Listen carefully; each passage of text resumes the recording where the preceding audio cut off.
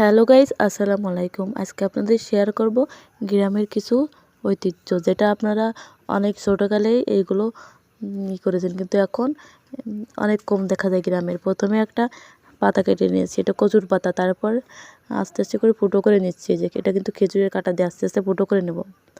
এই গ্রামের মানুষের ছেলেপিলেরা আগে এসবগুলো করতে হয়েছে। দেখুন, পাতাটা পুরোভাবে ফুটো করে ফেলেছি, এপাশ ওপাশ করে। দেখুন ফুটোগুলো। এরপর এই খেজুরের শরপা আছে, ওর ভিতরে আগুন ধরাবো। খেজুরের শরপা তো ছিলেন, যেটা খেজুর গাছের রস কাটার সময়, রস হওয়ার সময় যেগুলো কাটে শরপা, ওইটাকে এখন আগুন ধরাবো।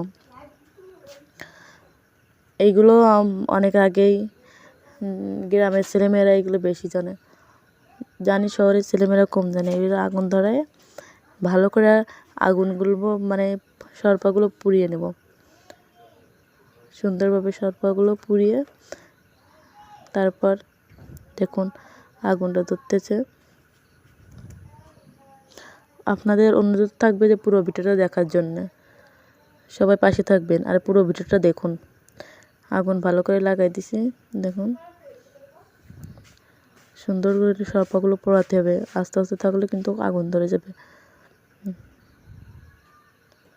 দেখুন পুরো আগুনটা ধরে গেছে। অনুরোধ থাকবে সবাই পুরো ভিডিওটা দেখবেন। আগুনগুলো কিন্তু ভালো করে শরপাগুলো পোড়াতে হবে।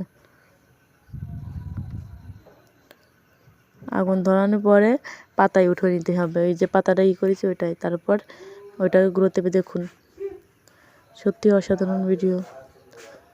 ভিডিওটা ভালো লাগলে একটা সাবস্ক্রাইব করে যাবেন, কমেন্ট করে যাবেন দয়া করে। দেখুন সত্যি ভিউটা রাত্রে অনেক সুন্দর। যদি আপনাদের কাছে ভালো লাগে তা একটা কমেন্ট করে যাবেন। দেখুন অসাধারণ, রাতেও অসাধারণ দেখতে। দেখুন দেখুন হাই, ভিডিওটা ভালো লাগলে কমেন্ট করে যাবেন।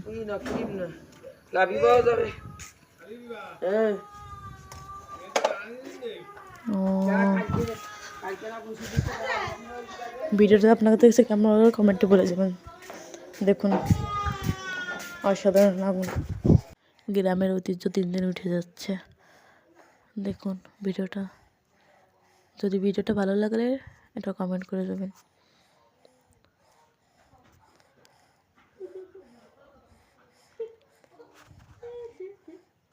গ্রামে কে কে থাকেন তাও বলে যাবেন।